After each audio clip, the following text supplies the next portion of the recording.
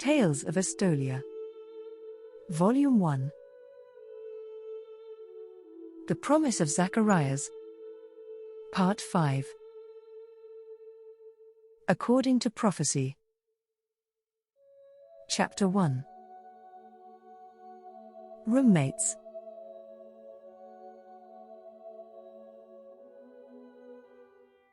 Phoenix, Arizona. July, 2018. Estolia has many trades that are peculiar to its unique economic system. With equine transportation, there are those who specialize in the animals, and those who focus on the carriages and on the harnesses and tack. The railroad that connects the farthest reaches of the island nation also demanded its own. The products of the artisans, dyes, perfumes, and woodcraft also created other niches for the citizenry. The progress of technology, science, medicine, and other areas of academic exploration meant that by herself, Estolia frequently sponsored young adults at the universities in Europe, the Middle East, and the Americas. Nearly all Estolians had higher-level education in one form or another. Meredith Zakarian, History of Estolia. Nico carefully settled the last of the capitelos and ensayos in the final carton and then held the box while Orion taped it shut. The two men got to their feet and looked around Nico's room. Over the last week Orion had received several shipments of furniture to replace the Spartan furniture that Nico had used for the last 4 years. They walked back into the living room. Nico crossed to the cabinet he'd turned into a repository for the Danieli vintage that was his preferred drink, and poured out 2 glasses. He opened the cupboard a little wider and saw that there were 7 bottles of unopened wine still in the cupboard. "I'll leave this here for you," he said. "Nico, you and I both know that the wine is way beyond my means. So?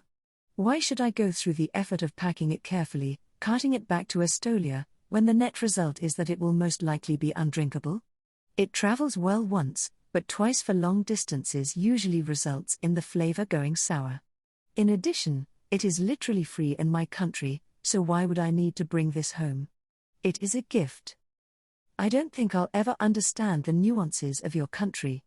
The economics don't fit any known viable model, and yet according to you, it's a very ancient nation." The 2 men were relaxing in the living room, sipping the Danieli with the sweet strains of Trelloc playing in the background. Nico sighed deeply as his muscles grew less tense.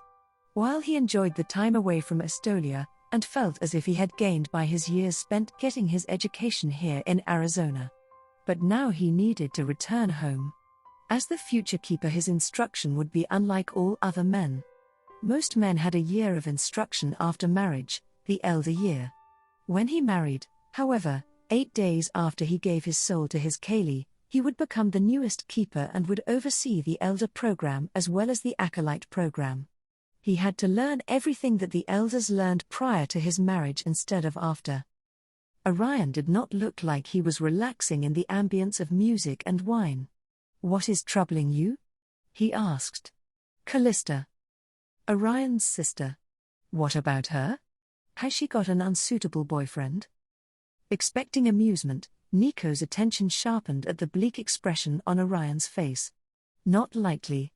In fact, it's the opposite. My parents and I are worried about her future. She might never find happiness if she stays here.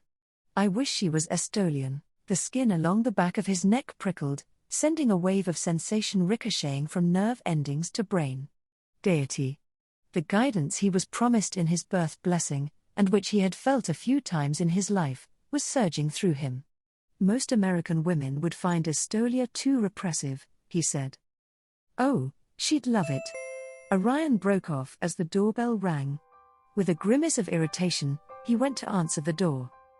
Nico tried to look inward, interpret his feelings as his uncle Zeke had taught him, but before he could bring anything into focus, Orion returned with a young woman. Nico got to his feet swiftly. He was reminded of the time he got hit in the head by a broken bat in the dugout during one of his college baseball games. A kaleidoscope of colors and impressions.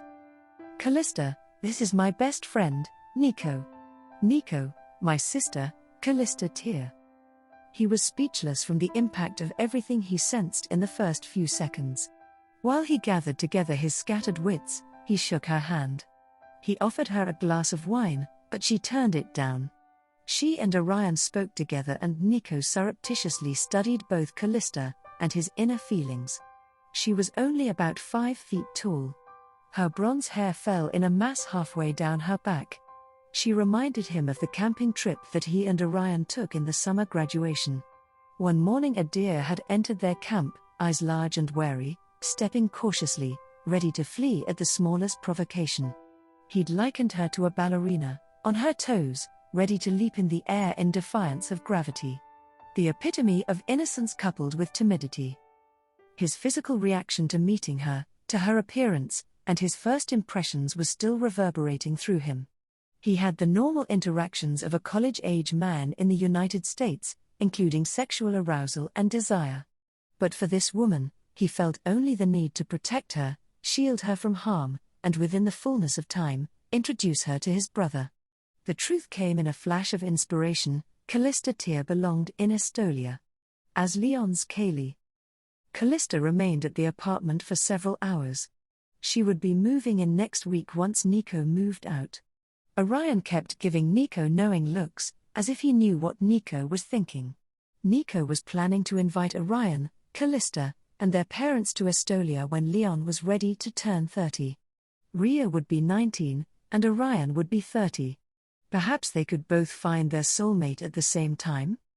Once Callista left, Orion said, "Now what do you think?" Nico laughed at his friend's expression. "You know what I think.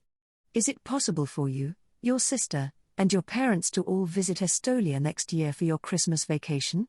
I believe that I would relish the chance to introduce you to my entire family. It would be my gift to you for all you have done for me over the years." Orion, as proud as any, opened his mouth to object to the size of the gift, but then he stifled whatever he was going to say. "Didn't you tell me that your father is the king or something like that?" Nico grinned. "Yes, and you have told me that your parents are quite enthralled by architecture. They are saving up to visit Europe once your sister has finished college. Would they not like to visit Estolia? We are between Ibiza and Mallorca, and it is a very lovely country." Orion took a deep breath and then let it out slowly. "If I did not know that you were rich enough to afford it, I would have to demur. But I really think that it is the right place for Callista. She's so shy.